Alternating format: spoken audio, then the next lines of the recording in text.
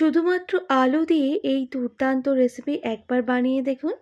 কথা দিচ্ছি এই রেসিপি দিয়ে কিন্তু রুটি কিংবা পরোটা খেতে দুর্দান্ত লাগে। নমস্কার বন্ধুরা, প্রিয়াস কুকিং ব্লগে আপনাদের সবাইকে স্বাগত জানাই। আজ আমি আলু দিয়ে দুর্দান্ত রেসিপি আপনাদের বানিয়ে দেখাবো। তার জন্য দেখুন আগে থেকেই 4 পিস আলু মিডিয়াম সাইজের নিয়েছি। সঙ্গে আলুর খোসাগুলো ছাড়িয়ে জলে রেখে দিয়েছি, যাতে না আলুগুলো লাল হয়ে যায়। আবার কেটে নেওয়ার পরেও আমি জলের মধ্যে আলুগুলোকে রেখে দেব। তাহলে দেখবেন আলুগুলো লাল হয়ে যাবে না। আর পরিষ্কার করে 3-4 বার কিন্তু জল পাল্টে আলুগুলোকে ধুয়ে নিতে হবে। তো বন্ধুরা দেখুন আমি আলুগুলো কিভাবে কেটে নিচ্ছি, ঠিক এইভাবেই সমস্ত আলু কিন্তু কেটে নিতে হবে। আপনারা অবশ্যই পরিমাপটা বাড়িয়ে বা কমিয়ে নিতে পারেন। আমি কিন্তু অল্প আলু দিয়ে রেসিপিটা আজকে বানিয়ে দেখাচ্ছি। তো আলুগুলো জল পরিষ্কার করে ধুয়ে নিয়েছি। এরপর আলুগুলোকে আমি একটা পাত্রের মধ্যে জল ঝরিয়ে তুলে নেব। কোনো রকম জল রাখা যাবে না। এরপর আলুগুলোকে ম্যারিনেট করে নিতে হবে। তাই দিয়ে দিলাম পরিমাণ মতো লবণ। দিয়ে দেব কাশ্মীরি লঙ্কার গুঁড়ো সামান্য পরিমাপ, 1 টিস্পুন মতো দিলেই হবে। আর দিয়ে দেব হাফ টিস্পুন জিরে গুঁড়ো, কাসুরি মেথি হাফ টিস্পুন, আর দিয়ে দেব সামান্য পরিমাপ গোলমরিচের গুঁড়ো, আর দিয়ে দিতে হবে গরম মশলার গুঁড়ো হাফ টিস্পুন, আর দিয়ে দেব হাফ টেবিল চামচ সরিষার তেল। এবার সমস্ত উপকরণ খুব ভালো করে আলুর সাথে মিক্স করে নিতে হবে।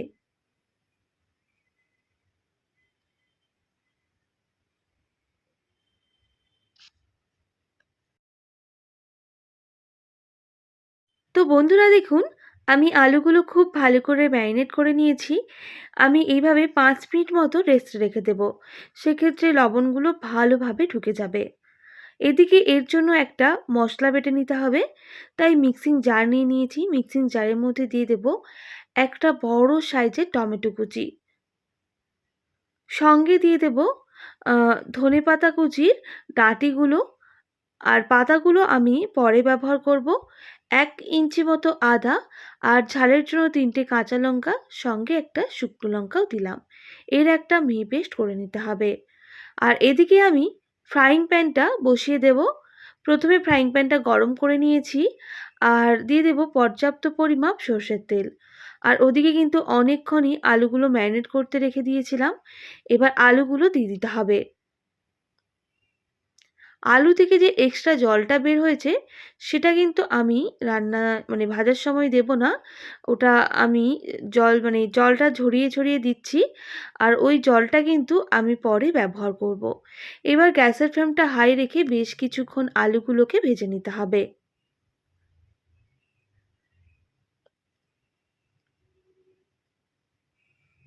এরপর গ্যাসের ফ্লেমটা মিডিয়ামে করে ঢেকে দিচ্ছি প্রায় 2 মিনিটের মতো।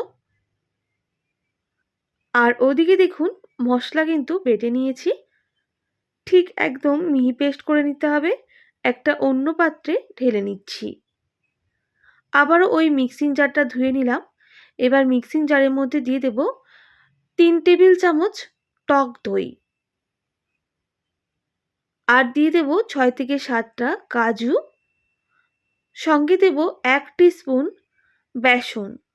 আপনারা চাইলে এখানে ভুনো বেসনও ব্যবহার করতে পারেন, বেসনটাকে ভেজে ব্যবহার করতে পারেন। আমি নর্মাল বেসনটাই ব্যবহার করলাম। এরও একটা পেস্ট করে নিলাম। দেখুন কাজুটাও বাটা হয়ে গেছে, আর দইটাও কিন্তু ভালোভাবে ফেটানো হয়ে গেছে। এরপর এদিকে আমি ঢাকনাটা সরিয়ে নেব, আর নাড়াচাড়া করে নিতে হবে। না হলে আলুগুলো কিন্তু তলার দিকটা পুড়ে যেতে পারে।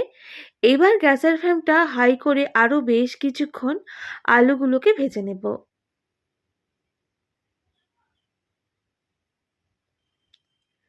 হাই করে বেশ কিছুক্ষণ ভেজে নিয়েছি। এবার তেল ঝরিয়ে আলুগুলোকে নামিয়ে নিতে হবে।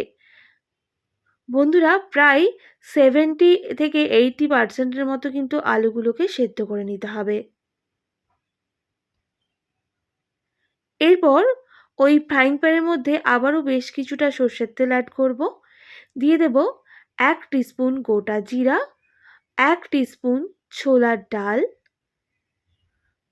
এবার গোটা মশলাগুলো খুব ভালো করে ভেজে নিতে হবে। ফোড়নে আমি এই দুটোই ব্যবহার করছি। খুব ভালো করে ভাজা হয়ে গেলে দিয়ে দেব বেটে রাখা টমেটোর পেস্ট। এবার গ্যাসের ফ্লেমটা একদম লোতে করে খুব ভালো করে মিক্স করে নেব আর টমেটো খুব ভালো করে ভেজে নেব।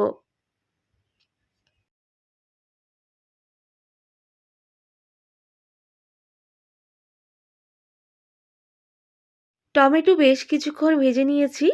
এবার কিছু গুঁড়ো মশলা অ্যাড করে দেব। দিয়ে দেব ঝালের জন্য লঙ্কার গুঁড়ো। আপনারা চাইলে অবশ্যই ঝালটা কম বেশি করে নেবেন। আর একটু ঝাল ঝাল বানাবো তাই লঙ্কা গুঁড়োটা অ্যাড করলাম। সামান্য পরিমাপ জিরে গুঁড়ো, হাফ টি স্পুন হলুদ গুঁড়ো। আবার সমস্ত উপকরণ ভালো করে মিক্স করে নেব বন্ধুরা। আর গ্যাসের ফ্লেমটা হাই করে দেব। গুঁড়ো মশলাগুলো যাতে পুড়ে না যায়, আমি অবশ্যই জল অ্যাড করব। তাতে মশলাটা আরও খুব ভালো করে কষানো হবে। তাই বাটি ধোয়া জলটা আমি দিয়ে দিলাম। এবার গ্যাসের ফ্লেমটা যেহেতু হাই করে নিয়েছি, মশলা খুব ভালো করে কষাতে থাকবো যতক্ষণ না মশলা থেকে তেল ছাড়ছে।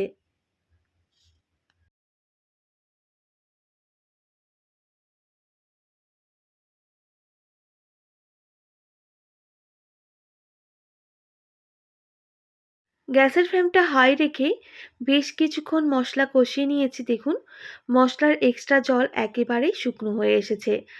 এরপর দিয়ে দেব বেটে রাখা টক দই, কাজু আর সঙ্গে বেসন। এবার সমস্ত উপকরণ দেওয়ার পর গ্যাসের ফ্লেমটা মিডিয়ামে করে খুব ভালো করে মশলার সাথে মিক্স করে নিতে হবে।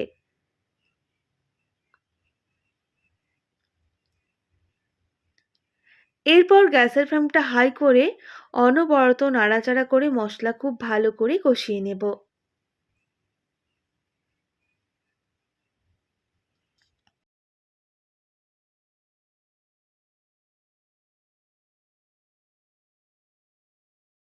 বন্ধুরা গ্যাসের ফ্লেম হাই রেখে এতক্ষণ পর্যন্ত মশলা খুব ভালো করে কষিয়ে নিয়েছি। এবার দুটো ঝালের কাঁচা লঙ্কা দিয়ে আমি গ্যাসের ফ্লেমটা মিডিয়ামে করে আরও 1 থেকে 1.5 মিনিট মশলা কষিয়ে নেব যতক্ষণ না মশলার সাইড থেকে তেল ছাড়ছে।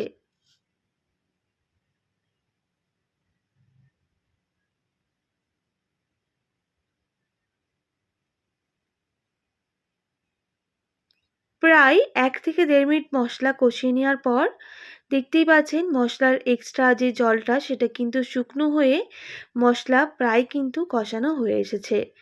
এবার গ্যাসের ফ্লেমটা আরও মিডিয়ামে করে বেশ কিছুক্ষণ যেহেতু কষিয়ে নিয়েছি, এরপর দিয়ে দেব ভেজে রাখা আলু।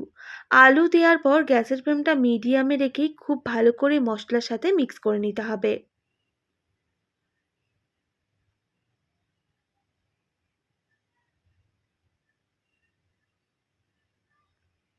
এবার গ্যাসের ফ্লেমটা হাই করে দেব। আর যেহেতু আলুর সাথে মশলা ভালো করে কষিয়ে নিয়েছি, এবার দিয়ে দেব পর্যাপ্ত পরিমাপ জল। আমি এখানে বড় বাটির 1 বাটি মতো জলের ব্যবহার করেছি। আর সমস্ত উপকরণ খুব ভালো করে মিক্স করে নেব।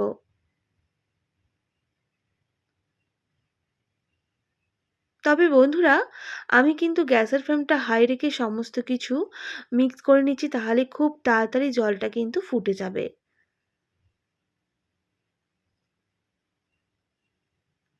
তবে হ্যাঁ, আমি কিন্তু এখানে উষ্ণ গরম জল ব্যবহার করেছি।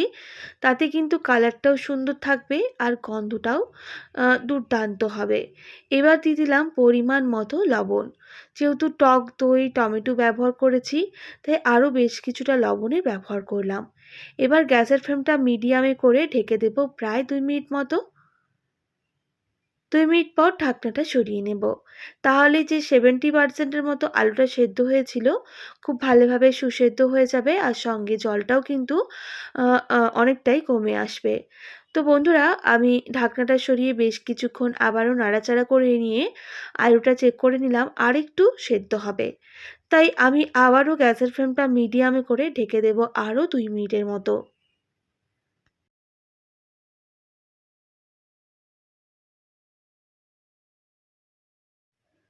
2 মিনিট পর ঢাকনাটা সরিয়ে নেব আর নাড়াচাড়া করে নেব।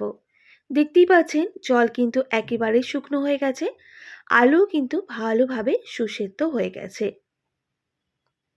আর বেশি জলটা শুকনো করে নিলে একদম শুকনো, শুকনো হয়ে যাবে, খেতে ভালো লাগবে না। এবার দিয়ে দেব সেই ধনেপাতা কুচি পাতাগুলো, দিয়ে দেব সামান্য পরিমাপ গরম মসলার গুঁড়ো।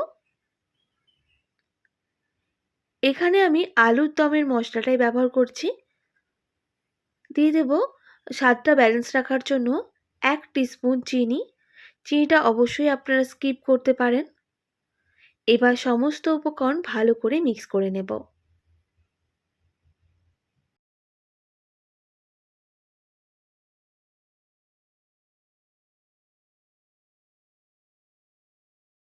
তো বন্ধুরা, আজকের আলুর রেসিপি একেবারেই রেডি।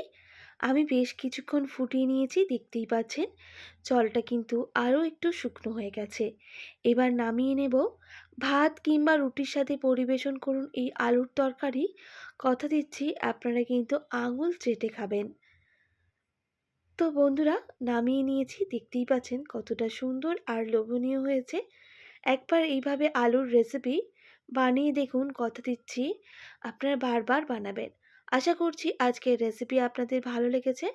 ভালো লেগে থাকলে অবশ্যই একটি like, comment, share and subscribe করে দেবেন। পাশে থাকা বেল আইকনটিও বেশ করে দেবেন। তাহলে নিত্য নতুন রান্নার ভিডিওগুলি আপনাদের কাছে পৌঁছবে। আজকের মতো এতটাই। আবার নতুন কোনো রেসিপি নিয়ে আপনাদের সঙ্গে দেখা হবে। আপনারা ভালো থাকবেন, সুস্থ থাকবেন। আর এতক্ষণ আমার সঙ্গে থাকার জন্য আপনাদের সবাইকে অনেক ধন্যবাদ।